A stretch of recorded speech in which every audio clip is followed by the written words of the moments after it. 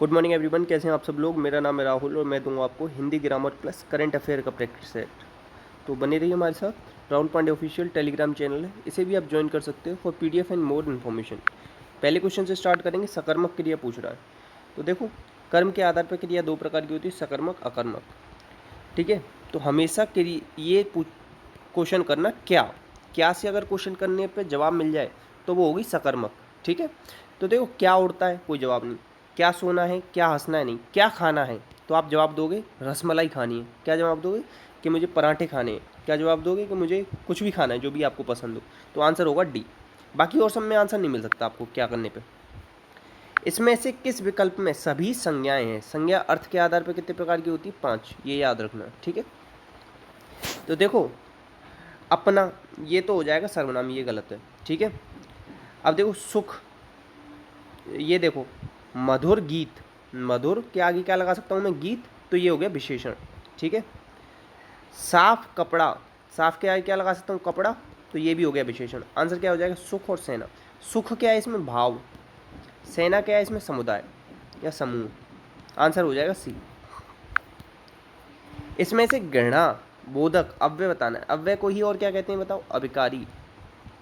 कितने प्रकार के होते हैं, 4। क्रिया विशेषण, संबंध बोधक, समुच्चय बोधक और विस्मयादि बोधक, ये होते हैं। तो घृणा किस में आती, छी छी, धिक्कार, ये होगी। आंसर हो जाएगा ए। नेक्स्ट, किस वाक्य में क्रिया विशेषण का प्रयोग हुआ है। क्रिया विशेषण 4 प्रकार का होता है, स्थान, काल, रीति, परिमाण। ठीक है, देखो चलना, देखो एक चीज बताऊं, इसकी ट्रिक लिख लो।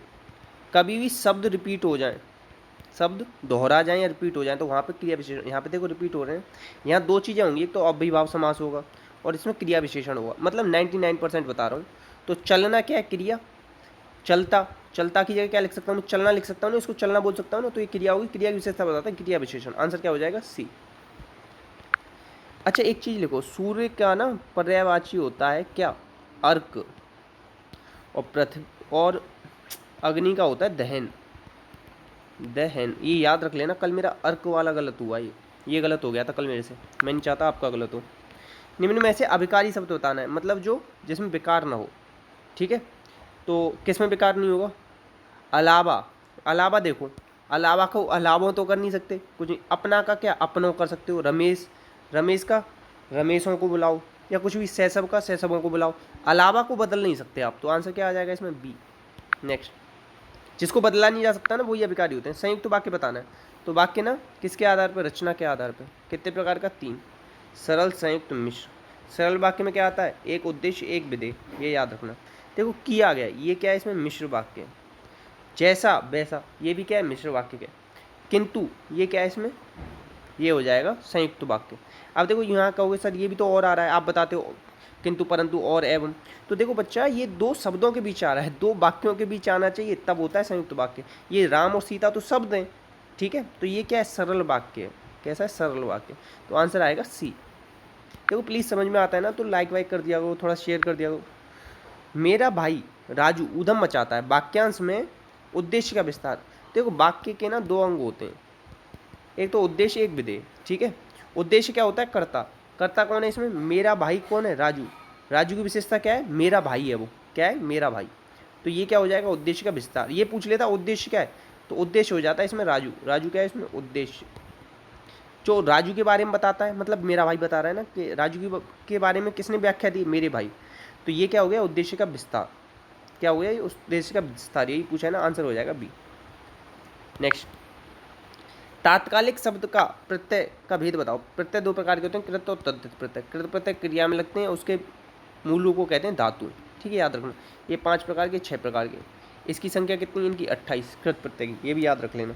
ठीक है, तात्कालिक का बताना है कि कौन सा प्रत्यय, नहीं तो तात्कालिक। अब देखो ऐसे याद रखो, कृत प्रत्यय में क्या आता है, क्रिया के पीछे लगते हैं। क्रिया के पीछे क्या लग सकता है, ना। तात्काल ना बोल सकता हूँ मैं इसे, तात्काल ना कर दो। तात्काल ना कोई शब्द ही नहीं होता, तो कृत प्रत्यय तो ये होगा ही, तुरंत काट दो। तो देखो जब भी एक प्रत्यय लग जाए तो वो क्या हो जाता है, विशेषण हो जाता है। और वो भी कौन सा विशेषण हो जाता है, गुणवाचक विशेषण। और इसी के अंदर आता है संबंधवाचक। संबंधवाचक भी किसके अंदर आता है, गुणवाचक के अंदर। तो आंसर क्या हो जाएगा इसका, डी हो जाएगा। ऐसे याद रखना, एक प्रत्यय लगने से विशेषण हो जाता है गुणवाचक। नेक्स्ट, उसी के अंदर संबंधवाचक आते हैं। तत्सम का कौन सा भेद नहीं, शब्द ना उत्पत्ति के आधार पर 4 प्रकार का होता है। कितने प्रकार का? 4। तत्सम, तद्भव, देशज, विदेशज। तो कभी भी विसर्ग आ जाए, क्या आ जाए? विसर्ग, तो ये हमेशा क्या हो? तत्सम होगा। ये कब ये ऊपर रेफ वाला रहा आ जाए तो भी क्या होगा? तत्सम होगा। यद्यपि, यदि, धन, अपि, छिन की संधि हो जाए ना तो वो भी क्या आते हैं? वो भी सब संस्कृत के होते हैं मैक्सिमम। और जितने भी उपसर्ग वगैरह आ जाए ना तो भी संस्कृत के होते हैं। उपसर्ग आ जाए संस्कृत के 22, उनमें से आ जाए तो भी संस्कृत। अमचूर, अमचूर वो क्या कहते हैं? आम्रचूर, आम्रचूर बोल देते हैं ना। तो आंसर हो जाएगा इसका बी। बी क्या है इसमें? तद्व, ये तद्भव है, बाकी 3 तत्सम है। नेक्स्ट, ईर्ष्या शब्द का विलोम बताना। विलोम का मतलब होता है विपरीत। ईर्ष्या का क्या हो जाएगा? प्रेम। ईर्ष्या करना मतलब किसी, ईर्ष्या या द्वेष ये पर्यायवाची हो जाएंगे दोनों, मतलब प्रेम करना। उत्साह, उत्साह बढ़ गया मतलब पुल्लिंग। लिंग 2 ही होते हैं हिंदी में, कौन कौन से होते हैं बताओ? स्त्रीलिंग होता है, पुल्लिंग होता है, याद रखना। आंसर क्या हो जाएगा इसका? बी। नेक्स्ट, नेक्स्ट है इसमें समुद्र की अतल गहराई में पहुंचना। अतल मतलब क्या हो जाएगा? जिसका कोई तल ना हो। आंसर हो जाएगा बी। अथाह बोलते हैं बहुत सारे लोग, अथाह, तो जिसकी कोई था ना हो, ऐसे याद रखना। नेक्स्ट, आदमी शब्द किस भाषा का है? तो देखो ये अरबी भाषा का है। किस भाषा का है? अरबी। औरत भी अरबी भाषा का है। शहद और वकील ये भी अरबी भाषा का है, ठीक है। किताब, किताब भी किसका? अरबी भाषा का है। फारसी का क्या है? चश्मा, ठीक है।